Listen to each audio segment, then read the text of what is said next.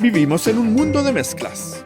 Es difícil encontrar algo en forma pura o aislada. Y si así lo queremos, debemos filtrar, destilar, tamizar, decantar, cristalizar o realizar el proceso que más nos convenga para separar los componentes de una mezcla. Pero, ¿qué es una mezcla? Muy simple. Sustancias diferentes, que pueden ser elementos o compuestos, mezcladas en cantidades variables, combinadas físicamente, pero que no se combinan químicamente. Mucha de la materia que nos rodea corresponde a mezclas de diferentes sustancias que retienen sus identidades, pudiendo formar, según sea el caso, aleaciones, soluciones, suspensiones y coloides. Por otro lado, tenemos las sustancias puras, mucho más difíciles de encontrar en la naturaleza. Aquí incluimos las sustancias cuya composición no varía al cambiar su condición física, como sucede con los elementos y los compuestos. Volviendo a las mezclas, estas pueden ir de homogéneas a heterogéneas, pasando por los sistemas coloidales. Una mezcla heterogénea es una en la cual los componentes presentan por lo menos dos fases físicas, una fase sólida y una fase líquida. Las partículas en una mezcla heterogénea son muy grandes y podemos observar claramente las diferentes propiedades de los componentes de la mezcla. Y una mezcla homogénea es una en la cual los componentes presentan una sola fase física, sólida, líquida o gaseosa. Las partículas en una mezcla homogénea son muy pequeñas y podemos observar que todas las partes de la mezcla tienen las mismas propiedades.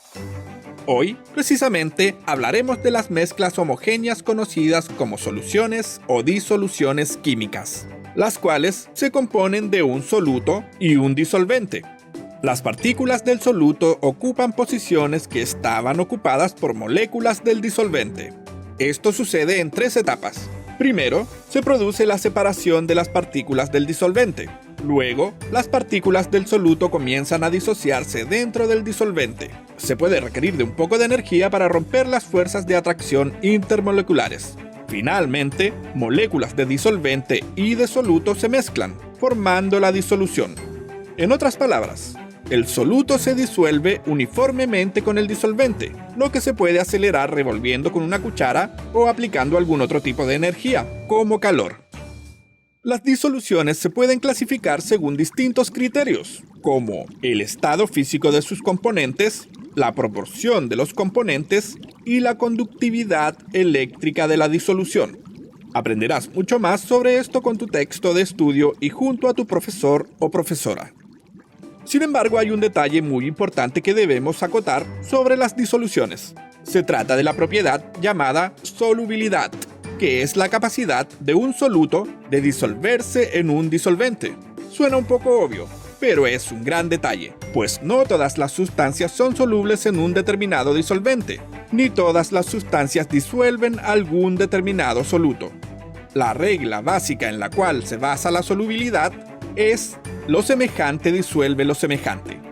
Por ejemplo, el agua, que es una molécula polar, disolverá compuestos polares o compuestos iónicos. Y el aceite, un compuesto apolar, no disolverá compuestos polares o compuestos iónicos. Una sustancia puede ser muy soluble, moderadamente soluble o insoluble. Aunque estos términos no indican cuánto soluto se disuelve, se emplean para describir cualitativamente la solubilidad. Pero en el caso de los líquidos, se recurre a términos más específicos: miscible e inmiscible. Los líquidos que pueden mezclarse y formar una disolución acuosa son miscibles. Y los líquidos que no logran formar disoluciones o son insolubles entre sí son inmiscibles. Las soluciones pueden llegar a tener muchas aplicaciones tecnológicas, una vez que conocemos sus clasificaciones, propiedades, comportamiento bajo ciertas condiciones y formas de elaboración. Hay otro detalle importante que debemos remarcar. Podremos estimar a simple vista la cantidad de soluto en una disolución. Distinguiremos disoluciones diluidas y concentradas, o disoluciones insaturadas, saturadas y sobresaturadas. Pero a simple vista no podremos realizar cálculos ni determinar exactamente qué tan concentrada, diluida o saturada está una disolución. Así que ahora debemos ahondar en el concepto de concentración, la forma en que se cuantifica la cantidad de soluto y de disolvente en una disolución. Y deberemos aprender un poco sobre las unidades físicas de concentración y las unidades químicas de concentración. Tanto por ciento de masa es la relación en masa entre las cantidades de soluto y de una disolución. Tanto por ciento masa-volumen es la relación entre la masa del soluto y el volumen de la disolución. Tanto por ciento en volumen es la relación entre el volumen del soluto y el volumen de la disolución. Molaridad es la relación entre la cantidad de sustancia de soluto disuelto por litro de disolución. Molalidad es la relación entre la cantidad de sustancia de soluto por kilogramo de disolvente.